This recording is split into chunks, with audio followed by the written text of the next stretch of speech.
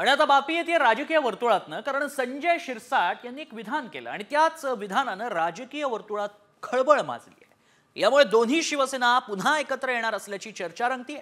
प्रत्येक शिवसैनिकाला वाटतं की दोन्ही शिवसेना एकत्र यायला हव्या, आता जोडण्याची वेळ आली आहे, असं शिरसाटांनी एका मुलाखतीत म्हटलं होतं। मात्र आता त्यांनी घुमजाव केलाय। विधानाचा विपर्यास केल्याचं शिरसाट म्हणाले, मात्र गद्दारांशी जवळीक होणार नसल्याचं विनायक राऊतांनी स्पष्ट केलंय।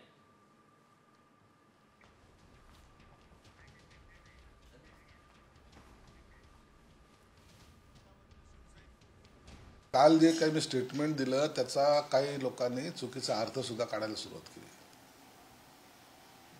शिवसेना फुटूच नये या मताचे आम्ही होतो। त्याचं कारण असं आहे की जी शिवसेना एकत्रितपणे होती ती एक ताकद होती, म्हणून मी कितीही प्रयत्न केला, काही जरी केलं तर आता हे एकत्र येणं शक्य होणार नाही असं माझं मत आहे। म्हणून माझ्या प्रयत्नाला काहीतरी कोणीतरी साथ देतील असं समजण्याचं काही कारण नाही। कधीच आम्ही जवळ करणार नाही। गद्दार आणि बेईमानी करून जे गेलेले आहेत शिवसेना पक्ष फोडून, त्यांच्याशी जवळीक करणं कदापि शक्य नाही।